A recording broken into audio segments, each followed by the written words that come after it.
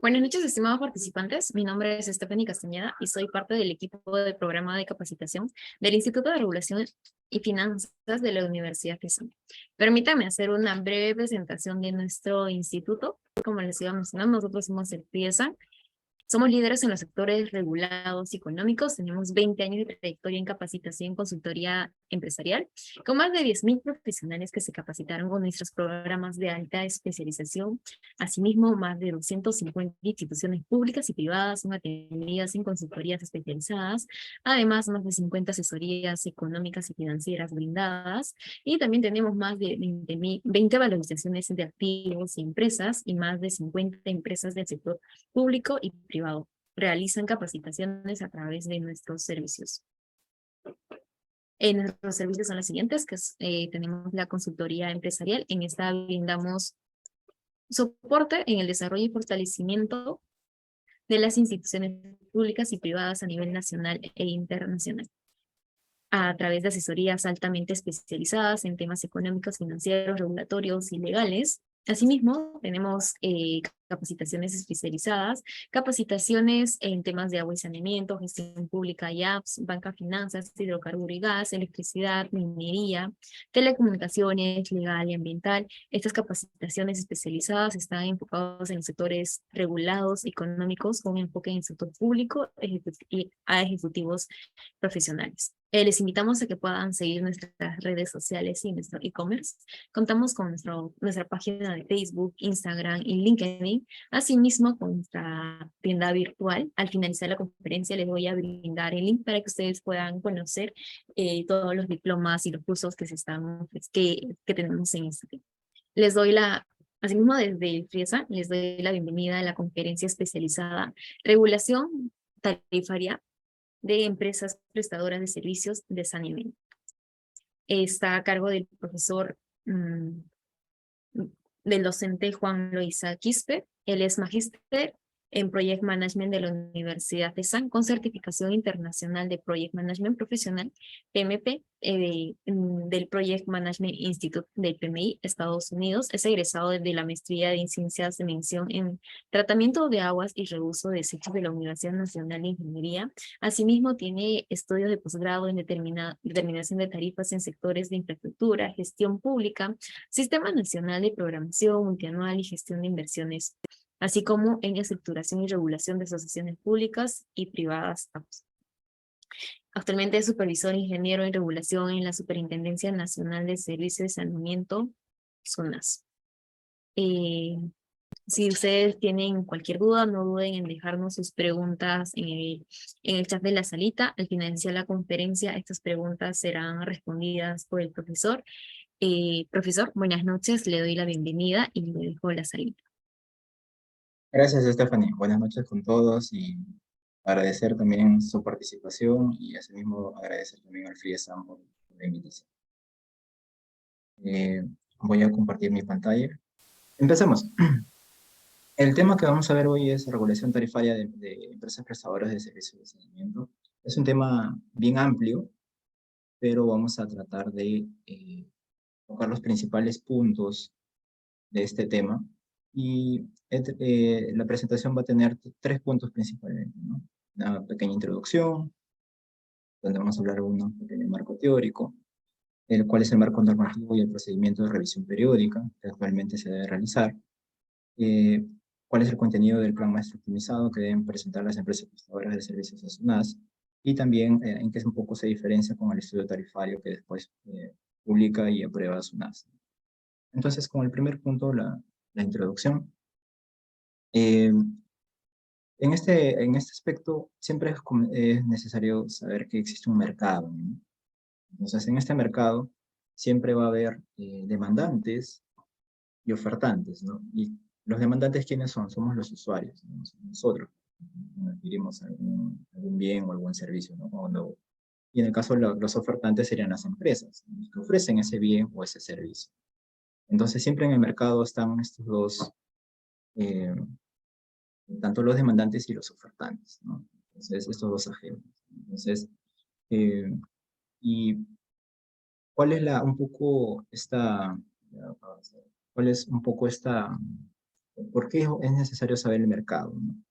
Siempre, si es que existe estos ofertantes y estos demandantes, entonces, y si esto se da en un mercado que nosotros le denominamos mercado perfectamente competitivo, que es donde, por ejemplo, existe un gran número de empresas y compradores, ¿no?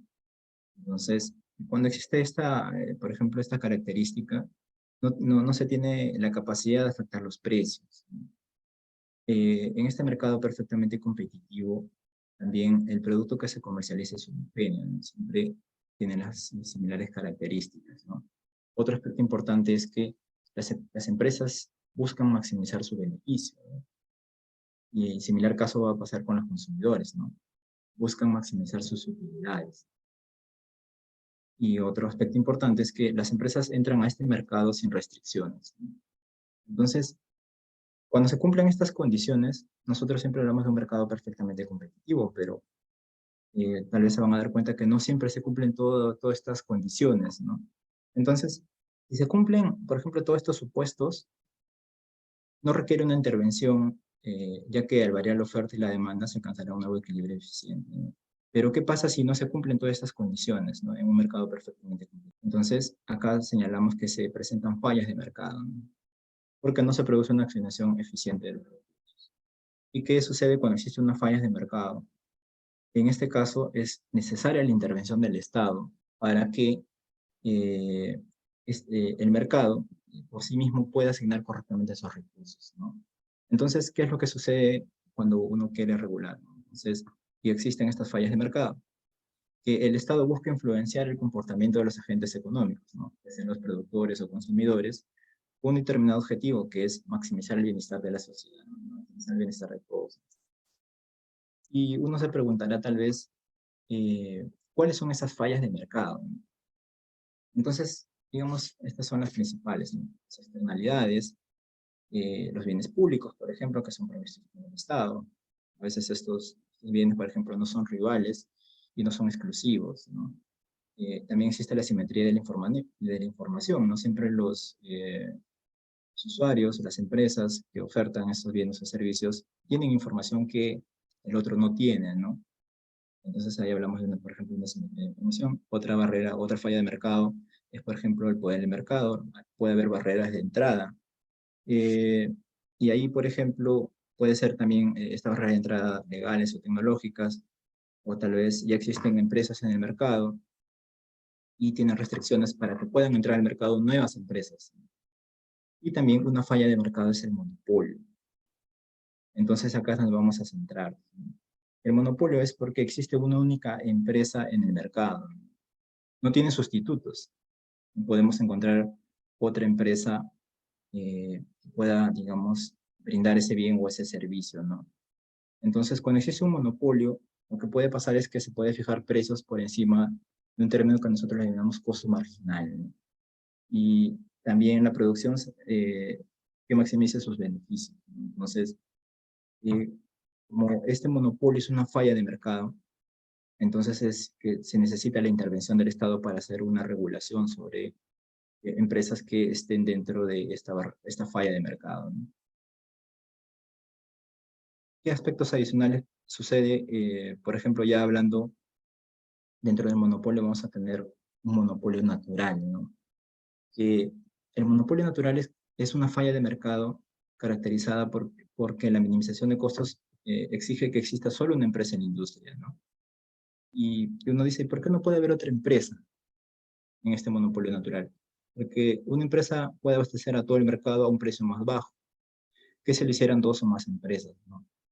Entonces, ese monopolio natural hace que una sola empresa establezca el precio más bajo, ¿no? Porque si fueran dos empresas, el precio sería más alto, ¿no? Entonces, este es el caso que sucede, o el caso particular que sucede con las empresas prestadoras de servicios de saneamiento. Existe una sola empresa en el mercado que determina que, disculpen, que abastece el servicio de agua potable, alcantarillado y tratamiento de aguas residuales a una determinada localidad, a una determinada ciudad. Pero ¿qué pasará si existiera otra empresa en el mismo ámbito, ¿no? Tendría que instalar, los costos de inversión serían altos, ¿no? Costos de inversión para construir todas las La infraestructura, desde captaciones, plantas de tratamiento, pozos, redes de distribución, tratamiento de redes de recolección, plantas de tratamiento de aguas residuales. Entonces, serían los costos de inversión más altos sobre una misma localidad ciudad, ¿no? Entonces, tenemos dos redes de alcantarillado, dos redes de agua que pasan por una misma calle. Entonces, digamos, se presenta ello, ¿no? Entonces, en empresas prestadoras de servicios de saneamiento. Entonces, ellos están en un monopolio natural. ¿Y qué sucede principalmente en un monopolio natural? Que el precio es igual al costo medio, ¿no? Entonces, ese es el criterio principal que sucede en un monopolio natural, ¿no? Y este término de que el precio es igual al costo medio, lo vamos a ver un poco más adelante cómo se aplica. Entonces, ya entrando un poco al tema de la regulación, ¿cuáles son principalmente unos instrumentos regulatorios, ¿no? Entonces, porque lo que se quiere buscar o alcanzar es los objetivos regulatorios, en este caso es la tarifa, ¿no? Entonces, ¿cuáles son estos instrumentos regulatorios, ¿no? Por ejemplo, el nivel de tarifas y la estructura tarifaria, ¿no? En el caso del nivel de tarifas, es el ingreso total debe cubrir el costo operativo y el costo de capital. Y en el caso, por ejemplo, de la estructura tarifaria, se paga distinto por consumidor, uso, entre otros, ¿no? Entonces, un mismo nivel tarifario puede ser alcanzado con distintas estructuras tarifarias. Eso también puede suceder, ¿no? Entonces, lo que es, estos instrumentos regulatorios, tanto en establecer la tarifa como la estructura, son estos principales instrumentos regulatorios, ¿no? ¿Y cuándo aplico estos instrumentos regulatorios, ¿no? Por ejemplo, para la sostenibilidad hay que aplicar un nivel tarifario, ¿no? Hay que establecer una tarifa. Si queremos una eficiencia asignativa, hay que aplicar una estructura tarifaria y determinar esas tarifas por categorías, ¿no? Como ya sabemos, tenemos categoría social, doméstica, industrial, comercial, estatal, ¿no? Si queremos un tema de equidad también, hay que aplicar esa estructura tarifaria por categorías. Si queremos una eficiencia productiva, hay que aplicar un esquema regulatorio.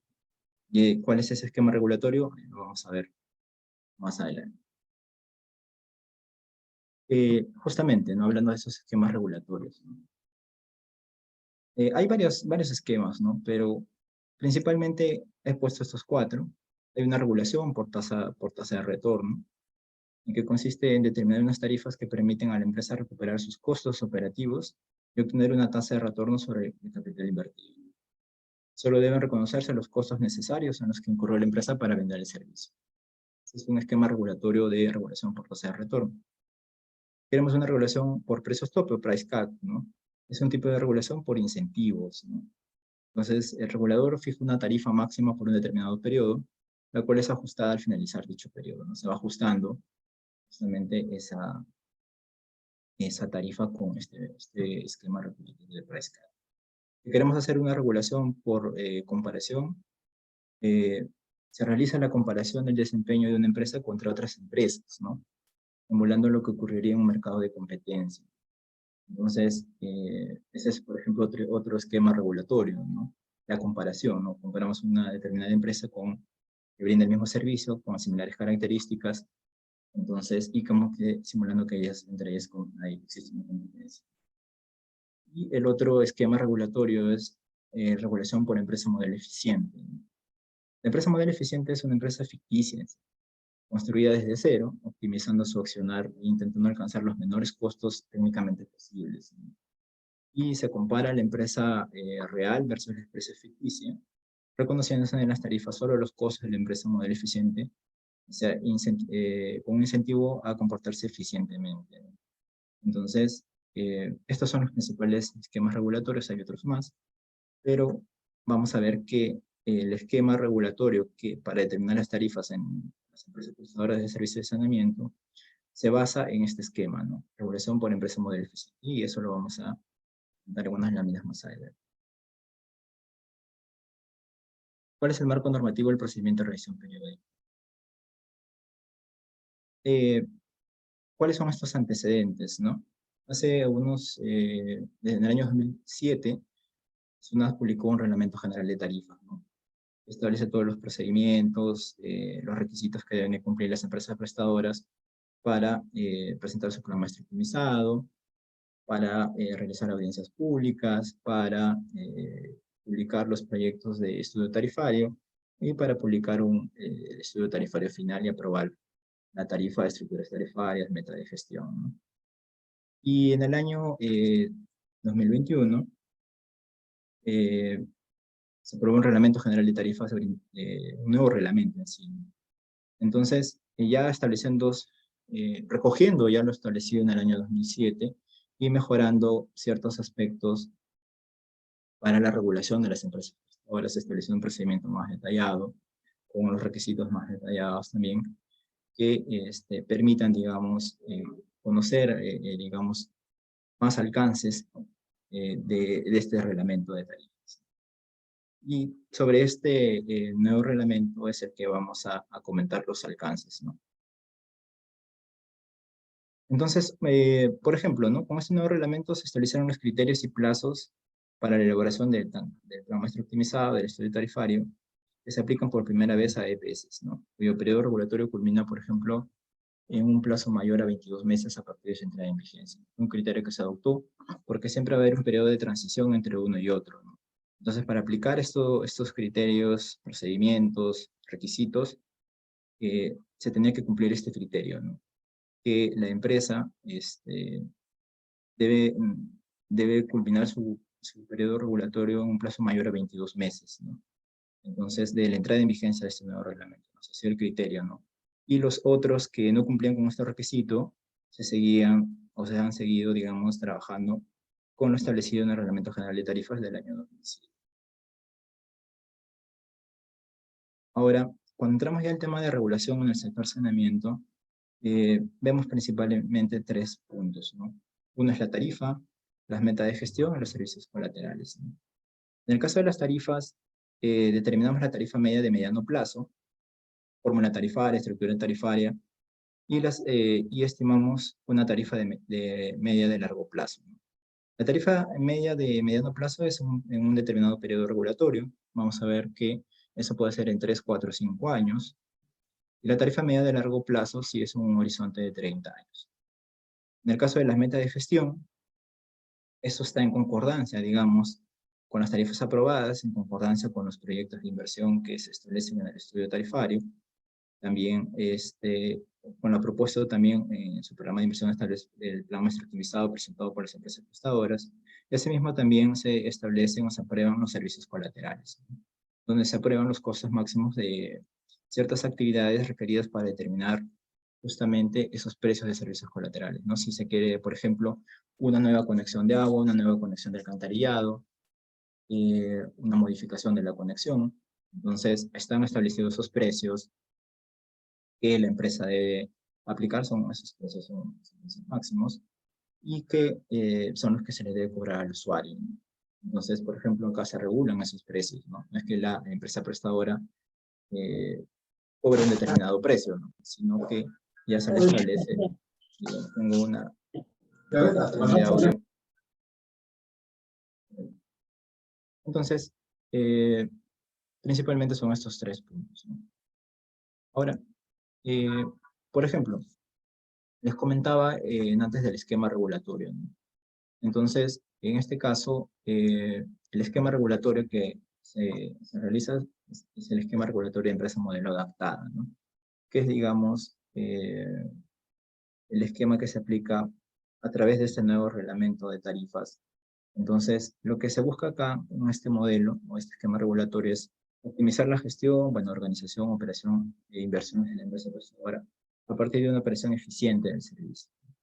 Considerando, claro, características técnicas, geográficas, porque de la zona, de la ubicación, de la infraestructura, de la ciudad también, la infraestructura actual, la disponibilidad de fuentes de agua, cuáles son sus objetivos de cobertura y calidad de servicio, y también así como un proceso de gradualidad para alcanzar esos costos eficientes, ¿no? Evidentemente que esto no se va a lograr de la noche a la mañana, pero hay un proceso gradual justamente para alcanzar esos costos eficientes por parte de las empresas. Y principalmente siempre lo que se propone o lo que establece este reglamento es que existen dos esquemas regulatorios para aplicación. un nivel inicial y un nivel de consolidación. En el caso del nivel inicial, lo que se quiere es alcanzar la solvencia económica y financiera, la sostenibilidad también de los servicios, unos mayores niveles de eficiencia y también hay desarrollo de información mínima para el diseño de una empresa modelo. Entonces, y en el caso del nivel de consolidación, ya se incentiva a la empresa a alcanzar y mantener los costos de una empresa eficiente, ¿no? Implementando de una ingeniería y mejora continua de los procesos. Entonces, hay dos etapas, ¿no? Con cuál siempre vamos a empezar con este nivel inicial, ¿no? Y poco a poco van a ir llegando a este nivel de consolidación. Entonces, estos son la aplicación de este esquema regulatorio. Ya entramos a un poco definir el plan maestro optimizado y el estudio tarifario, ¿no? En el caso del plan maestro optimizado, conocido como PMO, su horizonte es de 30 años. Y este es un documento en sí de planeamiento, ¿no? De largo plazo, ¿no? Es elaborado por la empresa prestadora. La SUNAS puede brindar asistencia técnica para que las empresas prestadoras elaboren este plan maestro optimizado. Sí, ¿no? Entonces, a solicitud de las empresas prestadoras, SUNAS le puede brindar asistencia técnica, ¿no? Una vez presentado este plan maestro optimizado a las SUNAS, bueno, hay un procedimiento que vamos a ver más adelante, que en función a ese plan maestro optimizado SUNAS ya elabora el estudio tarifario, ¿no? El cual puede ser con un horizonte de 3, 4 o 5 años, ¿no?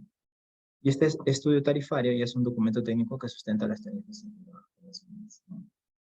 Y ahí vemos una principal diferencia, ¿no?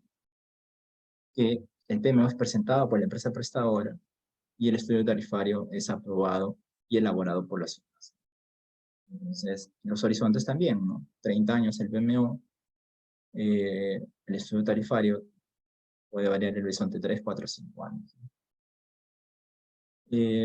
Como ya entramos al tema de, por ejemplo, cuáles son esos requisitos para la solicitud del procedimiento de revisión periódica, ¿no? Que es cuando, por ejemplo, la empresa prestadora quiere presentar su PMO para aprobar después a través del estudio tarifario su tarifa.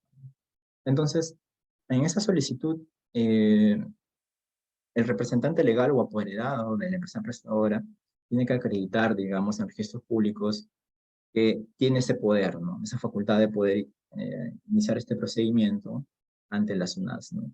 ¿Y qué adjunta? ¿Qué documentos adjunta, no? Adjunta el plan maestro optimizado, ajusta una información, por ejemplo, económica, financiera, comercial y operacional, que están establecidos en el anexo 10 de, por ejemplo, del Reglamento General de Tarifas, una propuesta para determinar los precios de los servicios colaterales, copia simple, por ejemplo, del acta en el que conste, de acuerdo a la aprobación del PMO, la propuesta de colaterales y también que se establecen las reservas de uso exclusivo, ¿no? Vamos a hablar más adelante también de cuáles son esas reservas y también cuáles son esos archivos de cálculo, tienen que adjuntar, que sirvieron para hacer esas estimaciones de la tarifa media de mediano plazo y de largo plazo también, ¿no? Cuál es la fórmula tarifaria, la estructura tarifaria y también esa propuesta de precios de servicios, entre otros, ¿no? Este es un flujograma. Vemos, por ejemplo, que la EPS presenta su PMO, por ejemplo, y esto hace bueno, una vez que lo elabora, lo presenta a SUNAS, por ejemplo, 10 meses antes del término de su periodo regulatorio. Como sabemos, si una empresa tiene un periodo regulatorio de 5 años, entonces, antes que venza, si por ejemplo comienza de enero a diciembre, su último año regulatorio, el quinto año regulatorio, ellos tendrían que presentarlo justamente 10 meses antes. Entonces, por ejemplo, a finales de febrero. Y después de ello, por ejemplo, una vez presentado ese PMO, SUNAS tiene 30 días hábiles para, digamos, emitir una resolución de admisibilidad de la solicitud. Entonces, acá SUNAS evalúa la admisibilidad y esta procedencia de la solicitud. Entonces, lo que puede pasar es que también tenga algunos comentarios o observaciones en la solicitud, porque tal vez hay un documento, se olvidaron de adjuntar, entonces notifica, digamos, a la empresa prestadora para que adjunte esa documentación. Si digamos en el escenario que todo esté conforme, cumple con todos los requisitos, SUNAS da la admisibilidad de esa solicitud, ¿no? Entonces, declara admisible la solicitud de la empresa prestadora de la presentación de su plan maestro. Entonces, en función a ese plan maestro optimizado, ya se elabora este procedimiento de elaboración del proyecto de estudio tarifario, ya que tenemos un plazo de 60 días hábiles, ¿no? Como máximo, para tener, digamos, un proyecto de resolución, un proyecto de estudio tarifario, que esto, digamos, va a consejo directivo de SUNAS. En este caso, una vez que se está aprobado tanto el proyecto de resolución que establece la tarifa, la estructura tarifaria, las metas de gestión, el precio de servicios colaterales, y el cual tiene un proyecto de estudio tarifario que sustenta esa resolución, se convoca audiencia pública, ¿no? Para que SUNAS exponga esa propuesta, ¿no? Cuáles son, en qué se ha basado para establecer esa tarifa, esa estructura tarifaria y esas metas. Entonces, una vez que se ha publicado este proyecto de resolución, con este proyecto de estudio tarifario, se realiza una audiencia pública, ¿no? La cual puede ser virtual o presencial, ¿no? Entonces, para realizar esa audiencia pública hay un plazo máximo de 45 días hábiles, ¿no? Desde la fecha de publicación de esa resolución. Y una vez que SUNAS presenta este proyecto de estudio tarifario, espera 5 días hábiles para que puedan recibir comentarios por parte de la sociedad civil, ¿no? O, por ejemplo, por otras entidades también, ¿no? Están vinculadas a algunos proyectos, tal vez. Entonces, se recibe esos comentarios. Se establece un correo electrónico también para recibir esos comentarios. Entonces, una vez que pasan esos 5 días hábiles, se revisan cuáles son uno a uno todos los comentarios realizados, y en función a ellos, si en caso, digamos, es aceptado el comentario, se incluye en el estudio tarifario final. ¿Cuánto es el plazo que se tiene desde la audiencia pública? 60 días hábiles para emitir ya la resolución tarifaria que es la que aprueba ya la tarifa, la estructura tarifaria, las metas de gestión, y que se aprueba también el estudio tarifario. Entonces ahí ya, con esa resolución, la publicación del estudio tarifario final, ya se culmina el procedimiento. Ya la empresa, a partir de ahí, según establezca la resolución, aprueba la tarifa, aplica posteriormente esa tarifa, esa estructura tarifaria. ¿Cuál es el contenido del plan maestro optimizado y del estudio tarifario? Vamos a ver algunas diferencias, ¿no? El contenido mínimo del plan maestro optimizado parte de un diagnóstico, ¿no? Siempre va a haber un diagnóstico, que es el que sustenta después eh, cuáles son los nuevos costos que necesita la empresa, las nuevas inversiones que necesita. Entonces, en el caso de diagnóstico hay varios, ¿no? Diagnóstico económico-financiero, un diagnóstico comercial, cuál es un diagnóstico de las fuentes que la empresa ahora tiene, diagnóstico de la parte operativa, también un diagnóstico de riesgos para la prestación del servicio, diagnóstico de productos y servicios derivados de los servicios de saneamiento, un diagnóstico, ¿no? Después trabajamos con la demanda, ¿no? Estimación de la población por localidad y por empresa, demanda tanto del servicio de agua potable, del servicio de alcantarillado, y asimismo también la demanda del servicio de tratamiento de aguas residuales.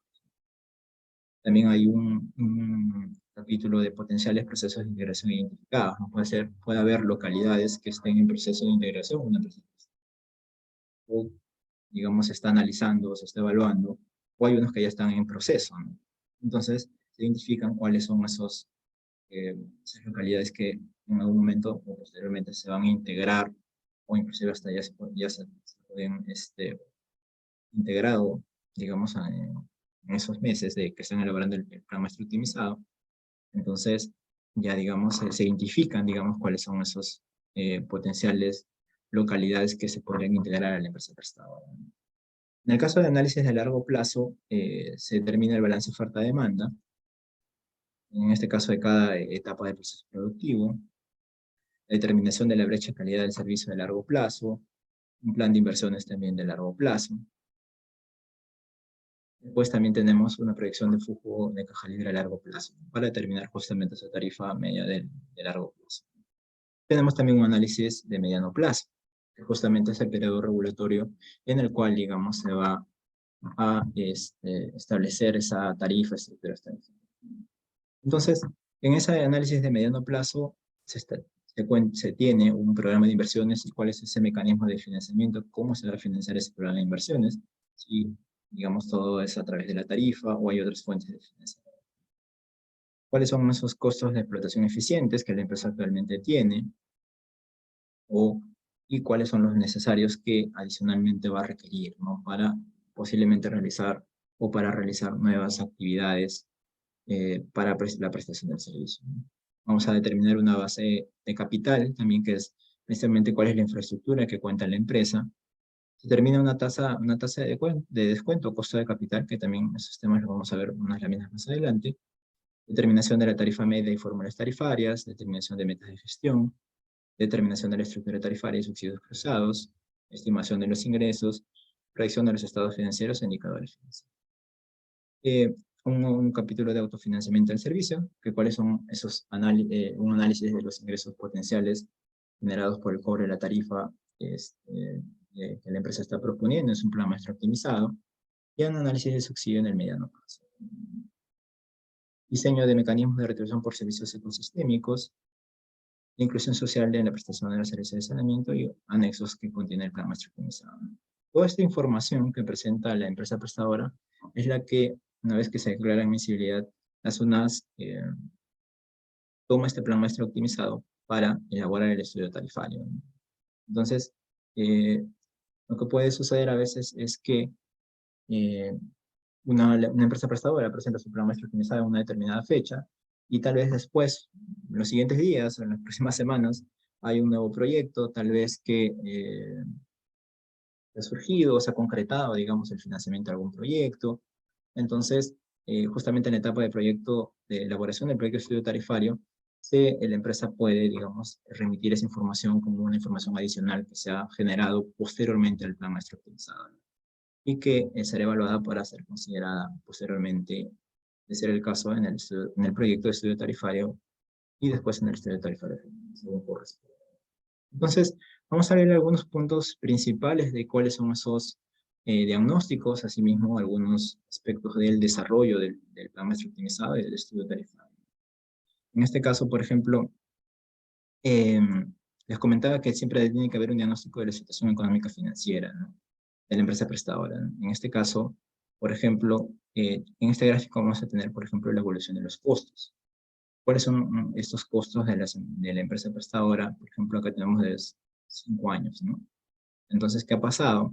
Porque en un momento, por ejemplo, los costos estaban en 6 millones, después ha pasado a 14 millones y se ha mantenido, digamos, alrededor de ese monto, ¿no? Entonces, ¿por qué se han generado esos cambios, no?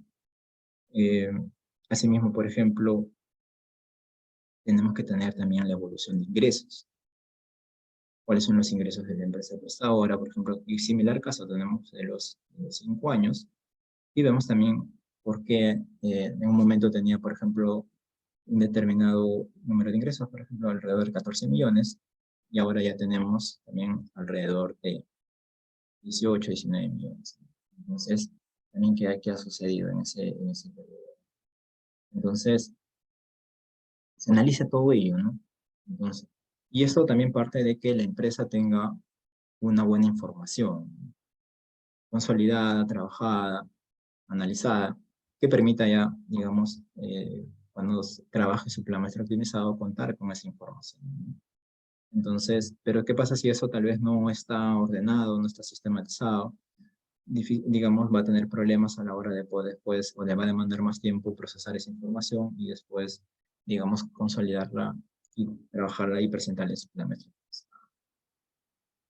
Ojo que también los costos o los ingresos, tanto como los costos, se analizan por servicio, ¿no? Tanto para el servicio de agua potable, para el servicio de alcantarillado, ¿no? Y también, como ven, por ejemplo, acá, eh, cuáles son también esos ingresos por servicios colaterales, ¿no? U otros que pueda haber tenido la empresa. Entonces, se analizan por separado, ¿no? Similar caso en los costos.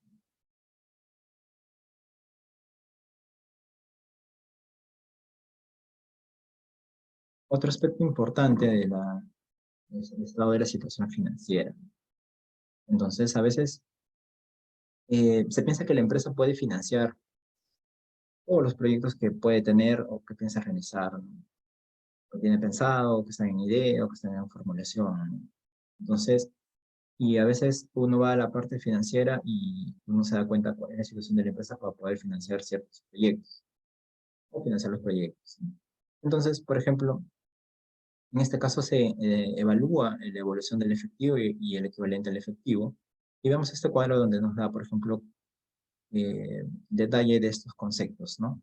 Por ejemplo, si vemos el dato de casi 23.8 millones al año 2018, pues si lo vemos como un dato frío, no se analiza qué contiene este monto, podemos también no tener un buen análisis, ¿no? Pero si lo abrimos, vemos, por ejemplo, que de estos 23.8 millones, tiene como saldo operativos 2.35 millones, un saldo en el fondo de inversión de 3.6, y por ejemplo tiene un saldo de transferencias financieras del ministerio, pasó a través de las 18.1 millones.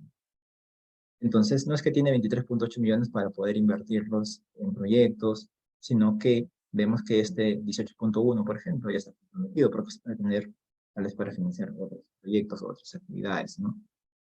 Tiene un saldo del fondo de inversión. Si ese saldo de información también está comprometido con algún proyecto o es de libre disponibilidad. También vemos cuáles son esos saldos operativos en similar caso. Cuánto es lo que tiene disponibilidad, cuánto está comprometido. Entonces se analiza, digamos, para saber realmente cuánto es lo que tiene la empresa para poder financiar el programa de inversiones, ¿no? Entonces, supongamos que puede ser que todo esté comprometido, ¿no? Entonces, la empresa va a partir de que todavía no tiene, digamos, un saldo tal vez para poder, un saldo inicial, digámoslo así, en el fondo de inversión, que le permita, digamos, pues, eh, financiar las inversiones o comenzar para poder financiar parte, tal vez, ¿no? Nada más, no necesariamente toda una inversión, sino tal vez parte, nada más, ¿no? Entonces, eh, digamos, todo el análisis que se debe realizar principalmente en este aspecto, ¿no? Otro aspecto importante que se analiza es si la empresa prestadora tiene deudas. Entonces, no solo, por ejemplo, en este caso vemos deudas por, digamos, con convenios que tiene con FUNAI, ¿no? Por créditos directos tal vez de muchos años atrás. Pero puede tener deudas por préstamos también, ¿no? Por alguna entidad cooperante, Café W, JEICA, el BIP, dependiendo. Entonces, lo que se pide en estos casos es cuál es ese cronograma de pagos. Cuánto es, por ejemplo, la amortización, cuánto se le está cobrando de interés, cuánto es esa cuota anual que la empresa debe pagar, ¿no? Y cuántos años todavía le quedan, ¿no? Por ejemplo, acá vemos el caso de julio de 2017 hasta 2028, ¿no? Pero si el periodo regulatorio es de 5 años, va a todavía quedar años que todavía sí va a seguir pagando, ¿no? Entonces, estos aspectos tienen que estar considerados también. Ya es un compromiso de pago por parte de la empresa prestadora, entonces se tiene que reconocer, ¿no? Otro aspecto importante es también si es que la empresa tiene un periodo de gracia. Puede ser que tenga un crédito financiado, un préstamo, disculpen, y hay un cronograma de pagos y tal vez hay un periodo de gracia. Y tal vez ese periodo de gracia sea de 6 años, tal vez, y está fuera del periodo regulatorio de una empresa prestadora. Entonces, en ese caso todavía no es necesario que la empresa pague y se le considere en ese momento en la tarifa, sino tal vez más adelante, ¿no? Tal vez en el siguiente periodo regulatorio, o digamos, según, digamos, va a depender ahí en este caso de cada caso, de cada empresa prestadora, según tenga estas deudas, ¿no? Entonces, ahí sí, todo es analizado caso a caso. En el caso del diagnóstico comercial, por ejemplo, siempre vemos el tema de saber cuál es esa la cobertura del servicio de agua potable, cuál es esa cobertura del servicio de alcantarillado.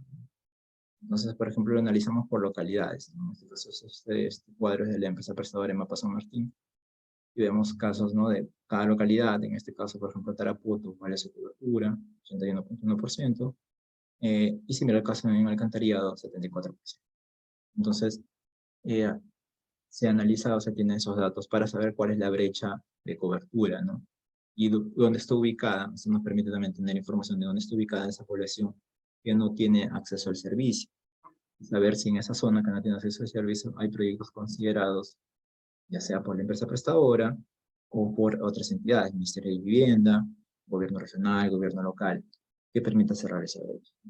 Entonces, analizamos estos datos. Lo otro también en el diagnóstico comercial es saber cuáles son la evolución de las unidades de uso. Por cada conexión, ¿no? Por ejemplo, acá vemos datos desde el 2016 hasta el 2020. Unidades de uso inactivas y unidades de uso activas. ¿Cuánto es ese total de unidades de uso que tiene la empresa prestadora, ¿no? Si en estas unidades de uso inactivas, tal vez algún usuario se ha conectado, tal vez clandestinamente, y la empresa, porque es alta ese número de unidades de uso inactivas, y va a tener un programa de recupero de esas conexiones inactivas, se analiza todo, se ve todo ese aspecto, ¿no? Entonces, y en el caso, por ejemplo, si queremos una comparación entre conexiones totales y unidades de uso totales, es, digamos, un poquito más siempre, ¿no? Por ejemplo, en este caso, el comercial, por ejemplo, ¿no? Tenemos una conexión, es 11.960 conexiones totales, pero en unidades de uso totales tenemos 13.464.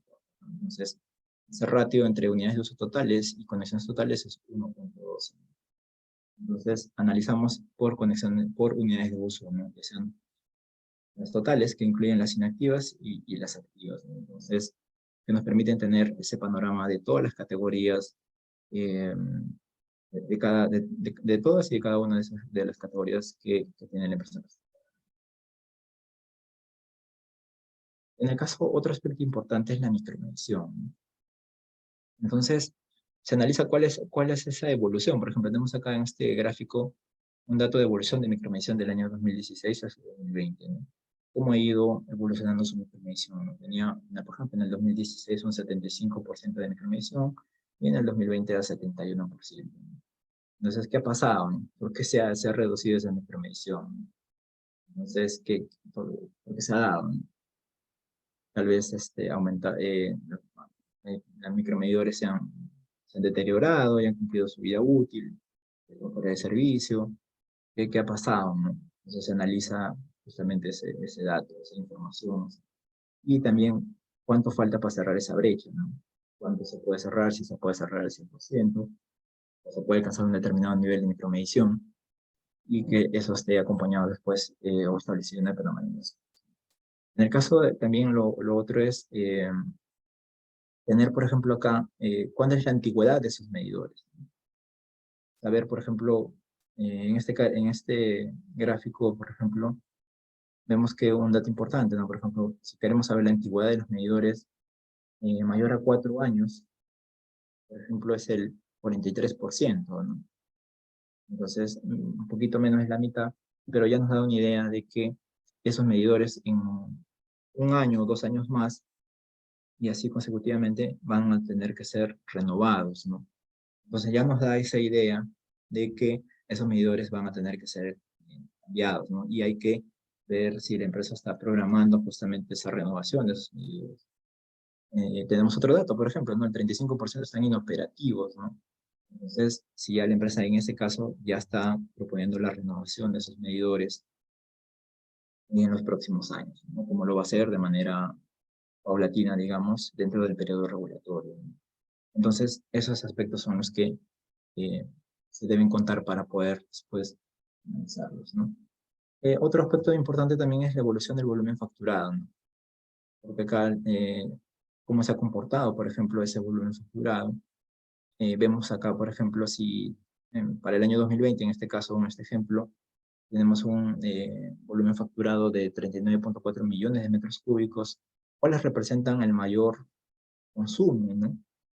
Por ejemplo, el doméstico tiene el doméstico 1, que es un tipo de categoría, tiene un 45% y un doméstico 2 del 33%. Estamos hablando del 78% entre ambos, ¿no? El doméstico es 78%, o sea, gran número pertenecen a estos usuarios domésticos, ¿no? Y vemos también cuánto corresponde al resto de categorías, ¿no? El industrial, 6%, ¿no? Representan. El estatal, 4%, social, 1%, comercial, 11%. Vemos cómo, digamos, se comporta ese volumen facturado por categoría. Y entrando a otro tema que es el diagnóstico operacional. Acá se identifica, por ejemplo, este es un pequeño esquema para el tema de sistema de agua potable para la localidad de Tarapoto, por ejemplo. Entonces se identifican dónde están ubicadas las captaciones, cuáles son los reservorios, cuáles son las plantas de tratamiento, vemos cuáles son esos caudales de diseño, las captaciones similar caso, cuáles son esos caudales, de los reservorios, cuáles son esos volúmenes, si existe, por ejemplo, una obra en construcción, o en este caso una planta había en su momento de construcción. Entonces se identifican esos principales componentes y también se identifican cuáles son los problemas que existen, ¿no? Puede haber altas turbidades, por ejemplo, en época de lluvia, puede haber alguna ineficiencia hidráulica o deterioro de infraestructura en alguna captación, o deficiencia en las unidades de tratamiento de la planta de agua potable, por ejemplo, o ya se cumplieron la vida útil de las redes de agua potable, por ejemplo, ¿no? Ya están, o tienen un material, por ejemplo, de asbesto cemento, ¿no? Que ya no, ya digamos, pasado, digámoslo así, y ya no se emplea, ¿no? O puede haber deficiencias en la distribución, tal vez del servicio, ¿no? Puede haber filtraciones en algunos reservorios, o puede haber una baja continuidad del servicio en algunos lugares. Entonces, eh, por ejemplo, eso nos permite también saber cómo es esa continuidad, por ejemplo, ¿no? Acá, por ejemplo, vemos que el sector 4 tiene una continuidad promedio de 8.6 horas, ¿no? Entonces, tenemos acá, por ejemplo, identificado cuál es ese sector, ¿no? Y después, el análisis determina qué es por qué se da esa continuidad baja en ese sector, ¿no? Y qué acciones hay para mejorar justamente, aumentar esa continuidad del servicio, ¿no? Entonces, los diagnósticos siempre nos permiten identificar todos esos problemas que tiene la infraestructura, la empresa prestadora, y lo que corresponde después es cuáles son esas soluciones y llevarlas a una inversión, ya sea un proyecto de inversión, tal vez podría ser una IOAR, saber, digamos, qué otra entidad puede estar financiando esos proyectos para mejorar esta prestación. Similar caso, por ejemplo, para el sistema de alcantarillado, vemos, este es el caso de Piura, el sistema de alcantarillado Piura-Castilla 26 de octubre, donde están ubicadas las plantas de tratamiento de aguas residuales, cuántas cámaras de rebombeo existen, si existen plantas inoperativas, cuáles, digamos, dónde están las redes.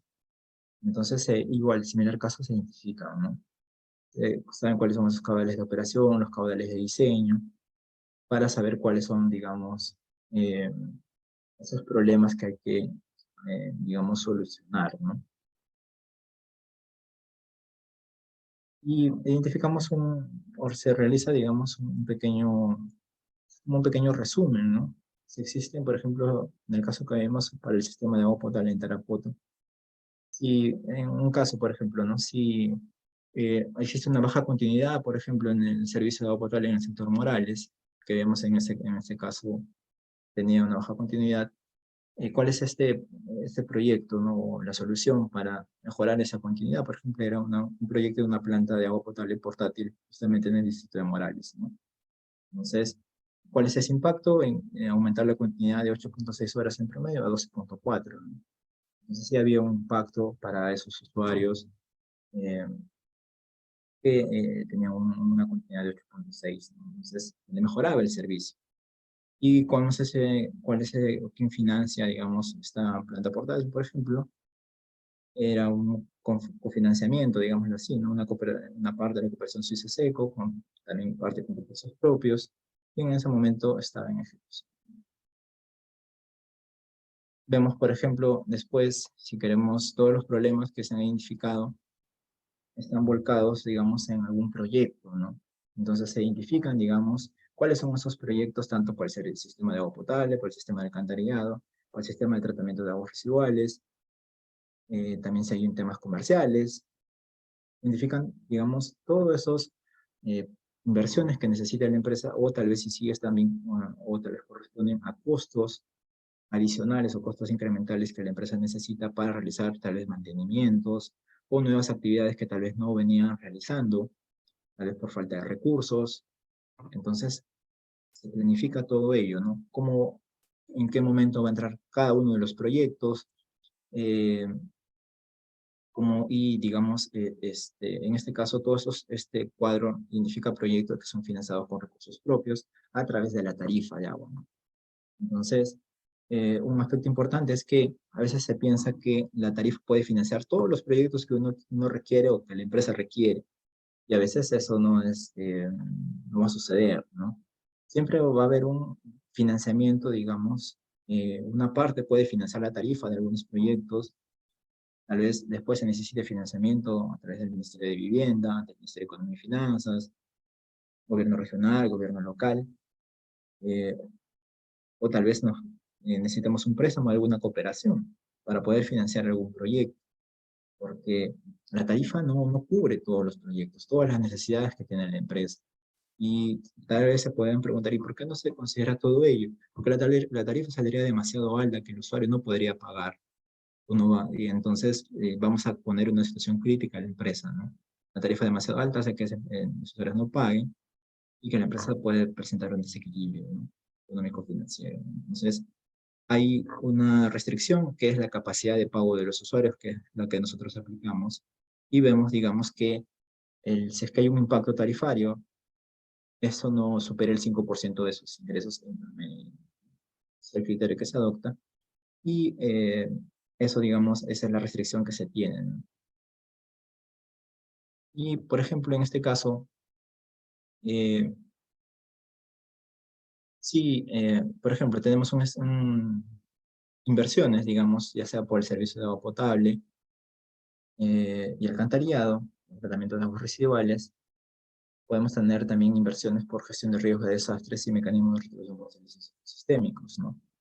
Entonces, similar caso tanto para la gestión de riesgos de desastres y mecanismos, el mismo esquema que en los proyectos de agua potable. Entonces podemos tener, por ejemplo, si eh, acá casi 25.9 millones, por ejemplo, en este caso del cuadro, financiado a través de un fondo de inversión que sí se crea para que la empresa, una parte de los ingresos, de manera mensual, sean depositados a una cuenta, ¿no? Al final es denominada fondo de inversión, una cuenta en un determinado banco, deposita todos los meses y a partir de ahí es que retira los recursos para poder realizar los proyectos, ¿no? Puede haber este mecanismo de financiamiento a través de la tarifa y también, por ejemplo, también algunos proyectos por alrededor de 2 millones, pero esto a través de una transferencia, por ejemplo, de LOTAS. Entonces, es otro financiamiento. GRD y mecanismos de retribución por servicios ecosistémicos, también a través de unas reservas que siguen igual similar caso que un fondo de inversión, son unas cuentas bancarias donde la empresa prestadora deposita de manera mensual unos porcentajes que le establecemos de los ingresos que ellos perciben, ¿no? Y similar caso, si quieren emplear esos recursos, los retiran de esa cuenta, ¿no? Entonces se tiene el control de ingreso y salida de esos recursos y a qué son destinados o a dónde son pagados, ¿no? Entonces estos aspectos ya son supervisados por parte de SUNAT, ¿no? Dentro de las zonas hay una dirección de fiscalización o a través de las ODS dentro del país que se encargan, digamos, de hacer estos trabajos, ¿no? Verificar que esos recursos hayan entrado y hayan salido y son destinados a los proyectos que están considerados, por ejemplo, en este caso el fondo de inversión del programa de inversiones, en el caso de las reservas también de las actividades o de las inversiones que se hayan considerado para gestión de riesgos de desastres y para mecanismos de retención por servicios. Otro aspecto importante son los costos comentaba los costos, ¿no? En este caso, costos de operación y mantenimiento, ¿no? La empresa puede venir, digamos, desarrollando sus actividades de operación y mantenimiento con unos determinados costos, ¿no? Pero tal vez esos no son los suficientes. Tienen que realizar más actividades para hacer mayores mantenimientos de la infraestructura. Entonces, tal vez eso no se realiza por falta de recursos. Entonces, hay que identificar cuáles podrían ser esos costos adicionales que la empresa eh, no viene desarrollando y por qué motivo, ¿no? También, eso ya, digamos, en el diagnóstico ya se evalúa que si es necesario, entonces se consideran, por ejemplo, esos costos adicionales. Eh, por ejemplo, en este caso, ya se hace esta proyección de los costos en base a esos diagnósticos de cuántos son esos costos. Entonces tenemos esa proyección de costos en este caso en un periodo regulatorio de 5 años y también cuáles son esos nuevos costos que necesita la empresa en el mismo periodo. Y podemos tener, por ejemplo, esos costos para hacer los trabajos de valores máximos admisibles, para, por ejemplo, contratar el seguro multirriesgo de responsabilidad civil, mejorar los controles de procesos de calidad del agua potable o de agua residual, entre otros, ¿no? Entonces se identifican, digamos, caso a caso, ¿no? Similar caso también se tiene la proyección de gastos. Un aspecto importante también es que para determinar la tarifa determinamos saber eh, cuál es la determinación de la base de capital, especialmente cuál es en este caso, que al final la base de capital viene a ser, en términos sencillos, de estructura, ¿no? Digamos, cuáles son esos activos que tiene la empresa, que son operativos, ¿no? Que la empresa realiza para brindar el servicio, ¿no? Ya sean, los activos también pueden ser propios o también pueden ser, digamos, eh, por transferencias o donaciones, ¿no? Si el Ministerio de Vivienda o el gobierno regional o local le transfieren un proyecto a la empresa, entonces son activos donados, ¿no? No son activos con recursos propios financiados a través de la tarifa, ¿no? Entonces se identifican justamente estos activos operativos, ¿no? Entonces tenemos esta formulita que determina la base de capital inicial, principalmente basada en valor de activos fijos operativos. Tenemos también el valor de los activos fijos, bueno, propios y también donados, ¿no? Estos donados están multiplicados por un alfa. Es un factor de gradualidad de reconocimiento de esos activos donados. Y tenemos el valor de capital también disculpen, el valor de capital de trabajo que la empresa necesita para poder financiar, digamos, este servicio, ¿no? Entonces, en este caso, por ejemplo, en este diagrama, tenemos un total de activos operativos un poco más de 69 millones, por ejemplo, pero están divididos en 39.3, por ejemplo, por donaciones y financiados por recursos propios 29.9.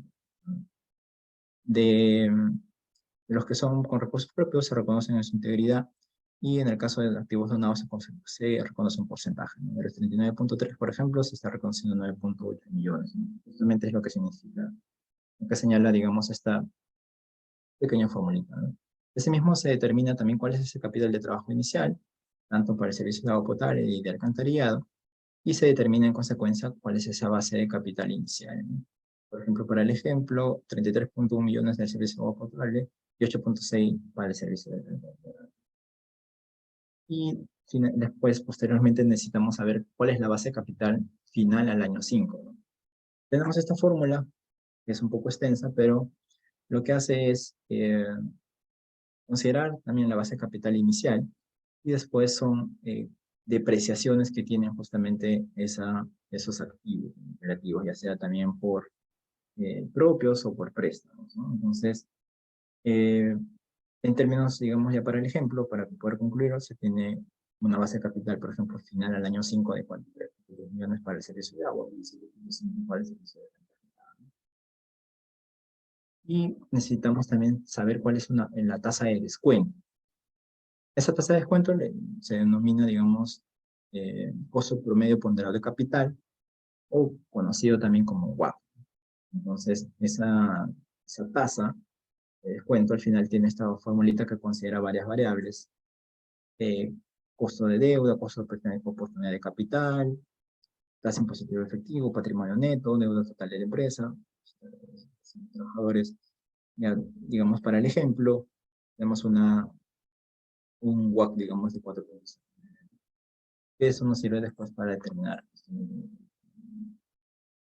Y esta es la fórmula que determina la tarifa media, que un poco complicada, digamos así, pero justamente contiene estas variables, ¿no? Base de capital inicial, costos de operación y mantenimiento, inversiones, variación de la capital de trabajo durante el periodo regulatorio inicial y final, impuestos, tenemos la capital de trabajo residual, y está dividido todo ello sobre el volumen facturado, ¿no? Y ese 1 entre R, al final es esa tasa de descuento que es el WACC.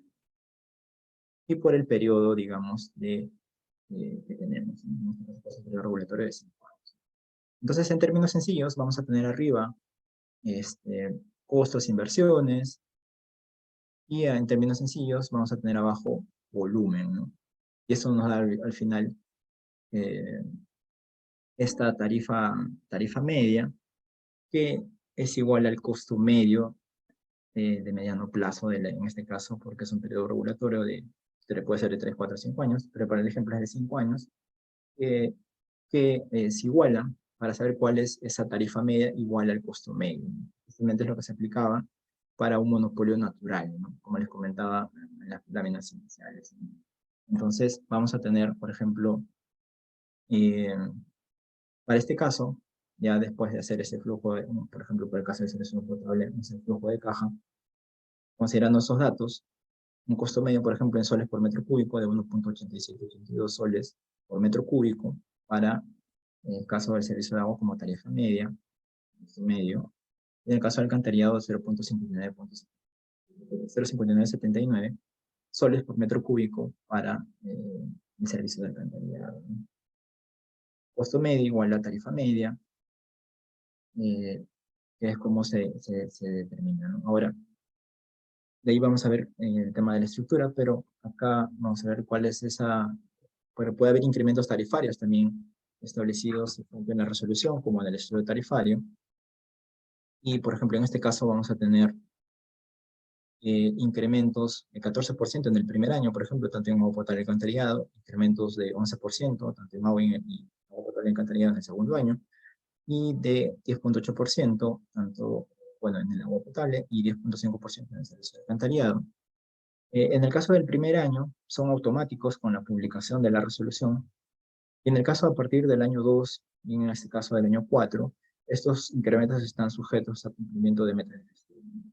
Si la empresa cumple el 100% de sus metas de gestión que se establecen, la empresa accede al 100%, en este caso, por ejemplo, 11%, ¿no?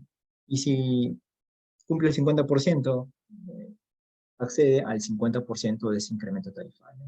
Adicionalmente que se le hace un procedimiento administrativo sancionador porque debe de cumplir un cierto porcentaje de metas de gestión, ¿no? De cumplimiento, ¿no? Entonces, y es como, digamos, se trabaja para la aplicación de los incrementos tarifarios que se establecen para las empresas. Como ya les comentaba, estos están sujetos a... ¿Qué metas de gestión hay? Aquí he puesto un cuadro donde están algunas, no todas, pero podemos tener una meta de relación de trabajo que principalmente es un indicador económico que permite la capacidad, digamos, de financiamiento que puede tener la empresa. O también la relación, digamos, entre costos e ingresos, instalación de macromedidores, ¿verdad? En el caso, por ejemplo, vamos a tener renovación de medidores, continuidad promedio, presión promedio, catastro comercial, catastro técnico. Hay, estas algunas, pueden haber más metas de gestión, dependiendo de cada caso. Y, por ejemplo, la continuidad promedio al final tiene una fórmula de cómo se determina esa continuidad promedio, ¿no? Que es la que se mide por cada zona, por cada localidad. Entonces se va determinando, digamos, ese punto. En este caso es esa pequeña formulita que se ve acá. Pero va a haber caso a caso, digamos. Ya entrando a la estructura tarifaria, eh, se aplica una tarificación en dos partes, ¿no? Un cargo fijo, que siempre que es un costo fijo de la empresa, un cargo variable, ¿no? Que es proporcional al consumo del usuario. Según su consumo se establece cuál es la tarifa que se le aplica y ese es un cargo variable porque depende del consumo, ¿no? Y el otro es un cargo fijo. Se establece en bloques crecientes, eso implica que se incentiva el uso responsable del recurso, quiere decir que eh, a más consumo va a haber unos rangos que establecen una mayor tarifa. Si yo consumo hasta cierto valor, vamos a ver después el ejemplo, consumo por encima de ese valor, es una tarifa más alta, ¿no? ¿Qué otro criterio se asume? Quienes consumen son aquellos con usuarios con mayores recursos, de criterio que también se aplica, y hay unos criterios de jerarquía, ¿no? La tarifa industrial siempre es mayor que la tarifa comercial, mayor que la tarifa estatal, mayor que las por ejemplo, tarifas domésticas, subsidiada, no subsidiados, entonces, y la tarifa social, ¿no? Y en el caso, por ejemplo, ¿cuál es la fórmula del cargo fijo? Tenemos esta fórmula. Y para el ejemplo, tenemos, sabiendo cuáles son esos costos, tanto, por ejemplo, basados en lectura, facturación, cobranza, catastro, y cuál es el cargo fijo, y en este caso, 3.2 soles. Pero se consideran, por ejemplo, estas actividades que realiza la empresa, en el caso de el cargo. Esta es la estructura tarifaria, por ejemplo, para el ejemplo de la localidad de Tarapoto, categoría social, doméstica, comercial y otros, industrial, estatal. Y como vemos en el doméstico, como lo comentaba, es por rangos, ¿no? Si es de 0 a 10, por ejemplo, pagas un 1.090, pero si pasas ese de 10 a 20, más de 10 hasta 25 metros cúbicos, 1.465. Si pasas los 25, más de 25 metros cúbicos, 2.899 soles. Entonces, verán que a mayor consumo, es más la tarifa, ¿no? Entonces, por eso se le dice que es un bloque creciente, ¿no? Y esta, por ejemplo, es un gráfico interesante, ¿no? Veíamos que en el caso de el agua, teníamos una tarifa media, un costo medio igual a tarifa media de 1.85 soles por metro cúbico, ¿no? Pero vemos, por ejemplo, cuánta es la tarifa por categorías. Entonces, ya, esto es 1.85, vemos, es como una tarifa como si no existiera categorías de usuarios, ¿no? Lo que se le debe cobrar, ya sea lo mismo a un usuario social, comercial, industrial, doméstico, estatal, ¿no? Entonces, todos, es el costo en soles por metro cúbico. Todo lo que le cuesta a la empresa producir un metro cúbico. En este caso, un solo 85. Pero, por ejemplo, vemos que un usuario de la categoría social o primer rango doméstico, en el primer rango, ya sea mi segundo rango inclusive, en este ejemplo, están por debajo de la tarifa media, ¿no? De esta raya roja, ¿no? Entonces, ¿qué significa esto? Que los usuarios, para este caso, social o doméstico de primer y hasta segundo rango, pagan menos que la tarifa media. Implica que estos están subsidiados. Y los que están por encima, o sea, por ejemplo, el comercial, el doméstico de tercer rango, el estatal, el industrial, ellos son los subsidiantes. Ellos subsidian a esta tarifa, a la categoría social, disculpen, y a la primer y segundo rango de la categoría doméstica. Entonces, un usuario que, digamos, es responsable por su consumo, paga por debajo de la tarifa media, ¿no? Entonces, no paga el costo real del servicio. ¿Quiénes lo subsidian? Las otras categorías. Eso es lo que, digamos, sucede, ¿no? Entonces, eh, siempre va a haber unos subsidiantes, otros los subsidiados, ¿no? Entonces, eh, y, y verán, justamente se ve lo que les comentaba, ¿no? Subsidiantes y subsidiados, ¿no? Lo otro que se aplica es el tema de subsidios cruzados, o una focalización del subsidio cruzado entre usuarios con menores recursos, ¿no? O sea, sigue siendo tarifado una categoría doméstica, pero por ejemplo en este mapita que vemos unos estratos, ¿no? Bajo, medio alto, alto, ¿no? Están por distintos colores, ¿no? Entonces, los que tienen menos recursos son los que se identifican a través de esta información, por ejemplo, en planos del INEI, planos estratificados. También se cuenta con la información del CISFO, se cruza esa información y se identifica cuáles son esos usuarios de menores recursos, ¿no? Entonces, a esos usuarios de menores recursos, su tarifa, al primer rango de consumo, va a haber un pequeño factor en que se le va a aplicar. Por ejemplo, no veamos este caso. Sigue siendo la misma tarifa, la estructura tarifaria que les comenté en la lámina pasada, pero eh, para el primer rango de consumo y para el servicio de agua potable nada más, el usuario que es beneficiario, que está con menos recursos, se le aplica un factor de 0.88. Entonces, si de 0 a 10 metros cúbicos, si un usuario doméstico paga 1.09, Si este usuario con bajos recursos pagaría 0.9592 soles por metro. Entonces, sigue siendo la misma categoría doméstico, pero se identifican usuarios con menores recursos para aplicarle un mayor subsidio. Entonces, ese es el subsidio, el subsidio de se estiman, otro aspecto importante, los ingresos en todo el servicio de agua potable, alcantarillado, cargo fijo, los ingresos. Y como ya les comentaba, en las fuentes de financiamiento, por ejemplo, lo que se establece son unos porcentajes de los ingresos, ¿no? que debe realizar cada año. Y van depositados en una cuenta. Por ejemplo, en el año 1, 15%, digamos que al año 5 ya son 21,5% de los ingresos. Entonces van a esa cuenta, y esa cuenta es donde retira la empresa para financiar estos proyectos del programa de inversión. Y bueno, digamos que hasta ahí culminó la presentación. Es una vista rápida de todo el procedimiento, digamos. He tratado de poner los principales puntos digamos, en esta pequeña presentación para ver el panorama general y llegar justamente a esta etapa. Entonces, doy el pase a Stephanie para que le pueda continuar, digamos, con el desarrollo de este seminario. Sí, profesor, muchas gracias. Muchas gracias por la explicación. Por ahí invitarle a los asistentes si es que tienen alguna preguntita. Aprovechen que el profesor está por acá para hacer sus preguntas. Acá tenemos una pregunta de parte de Carlos Enrique que nos dice, ¿existen diferencias tarifarias entre la costa-sierra que considere factores de disponibilidad de recurso hídrico? No, gracias, Carlos, por la consulta. No, principalmente las tarifas van reflejadas siempre, como les comentaba, hay que tener un diagnóstico, ¿no? Diagnóstico operacional, comercial, económico, financiero. En ese diagnóstico, por ejemplo, operacional, tanto de la infraestructura, tanto de las fuentes, se identifican los principales problemas, ¿no? Y esos problemas, lo que se va a hacer es establecer, ya sea inversiones, ¿no? Proyectos de inversión, IOARs, o tal vez algunas actividades de operación y mantenimiento que se necesitan para que esa infraestructura funcione adecuadamente.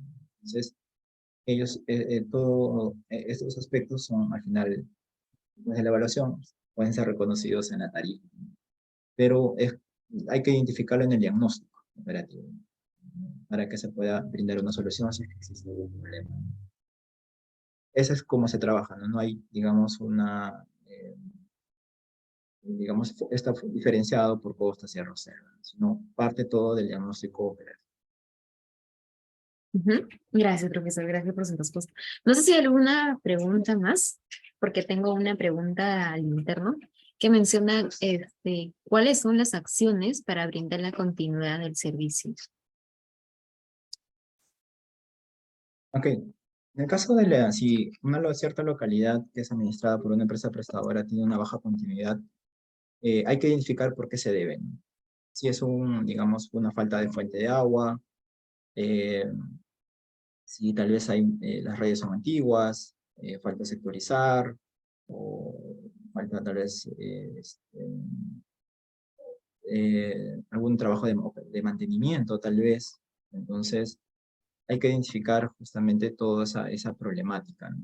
Entonces, y en función a ello hay que establecer justamente qué acciones hay que realizar, ¿no? Un proyecto de inversión, una IOR, alguna actividad, digamos, que implica algún costo de operación mantenimiento, tal vez que no está realizando la empresa.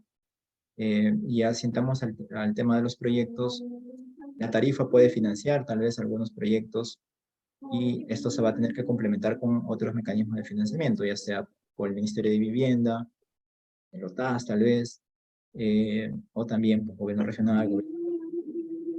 Es como se debe, digamos, abordar justamente esta problemática cuando existe una baja continuidad del servicio.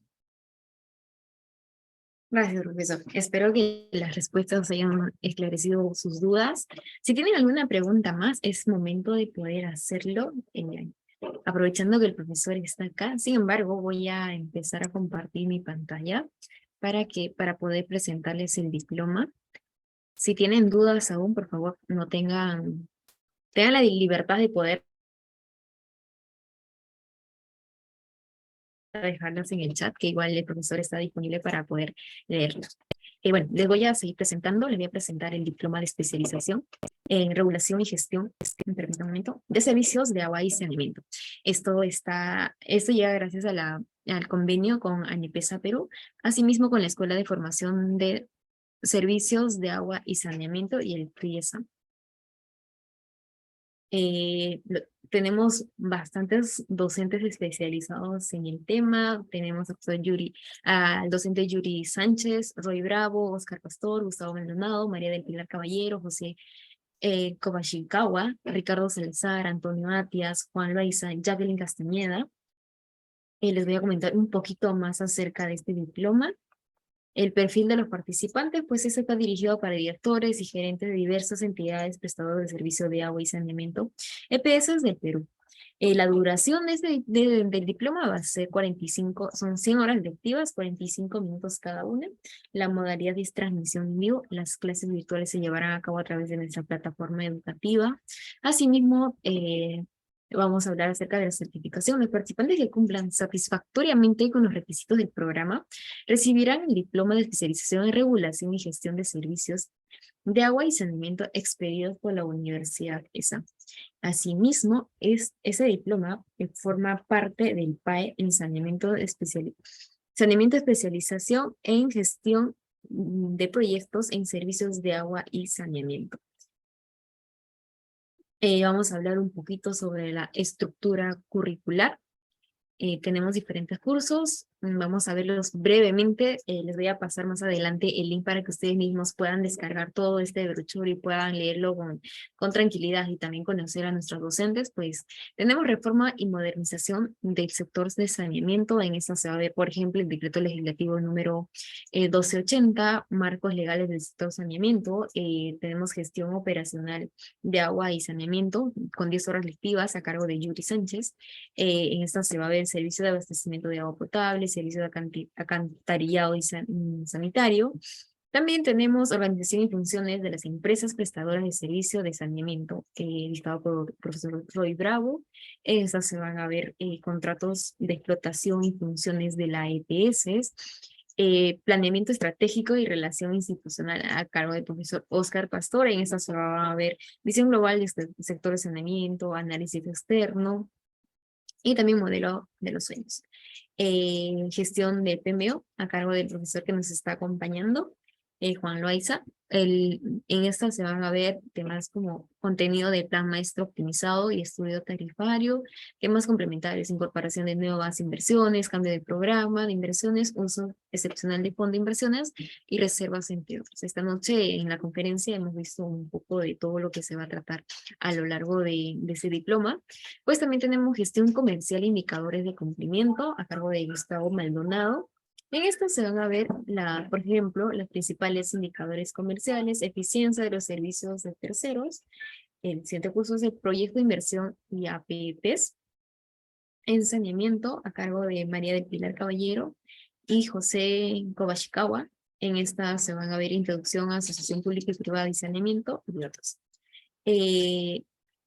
Planeamiento y presupuesto por resultados a cargo de Jacqueline Castañeda. En esta se va a ver el Sistema Nacional de Plan Estratégico, CIPLAN, definiciones, plan estratégico, estrategia empresarial, planeamiento institucional, PI, POI, presupuesto por resultados, además contrataciones y adquisiciones, marco OSSE, a cargo del profesor Ricardo Salazar. En esta se va a ver la visión Perú 2050, el núcleo de contratación pública, vía de formación, contrato público y procedimiento licitario. También tenemos el curso de liderazgo y coaching en el sector público a cargo del profesor Antonio Atias, que en esta se van a ver gobernabilidad, gobernanza, sesión de liderazgo, sesión de coaching, liderazgo y coaching, efectividad en prevención de accidentes. Como se puede notar, tenemos un montón de temas y cursos en los cuales se va a ver a lo largo del diploma. Sin embargo, también quiero mostrarles un poquito de cada uno de nuestros docentes. Por ejemplo, de Yuri Sánchez, él es magíster en Administración de Empresas por por Centro, es ingeniero sanitario por la Universidad Nacional de Ingeniería. Roy Bravo tiene un doctorado en Derecho, magíster internacional en Derecho Empresarial por la Universidad de Lima, magíster de Gestión Pública por la Universidad San Martín de Porres. Ricardo Salazar es máster en Contratación Pública por la Universidad Castilla, España. Estudios concluidos en maestría en Derecho Constitucional por la Pontificia Universidad Católica del Perú. Gustavo Maldonado, él es magíster en Administración de Empresas por la Universidad de San. Asimismo es ingeniero industrial de la Universidad de Piura. Tenemos al profesor Juan Laiza, que ya lo conocieron, él es magíster en Project Management de la Universidad ESA, con certificación internacional en Project Management PMP y del PMI. José Kobashikawa, magíster en Administración con especialización en Finanzas de la Universidad ESA. Tenemos al profesor Antonio Astias, que él es maestro en Ciencias de Ingeniería y Planificación de Recursos Hidráulicos de la Universidad Simón Bolívar de Venezuela. Jacqueline Castañeda, que tiene un máster en Gestión de Políticas Públicas de la Universidad Autónoma de Barcelona. María de Pilar Caballero tiene un máster en Finanzas de la Universidad de SA, economista de la Universidad de Lima. Actualmente es directora de proyectos en saneamiento Pro Inversión Perú. Como les voy mostrando, nuestros docentes tienen una amplia experiencia, una formación sólida para que este diploma pueda salir de manera exitosa. Finalmente tenemos al docente Óscar Pastor, con estudios concluidos en el doctorado en Ciencias Sociales en la Universidad Nacional Mayor de San Marcos. Con maestría de Gerencia Social en la Pontificia Universidad Católica del Perú.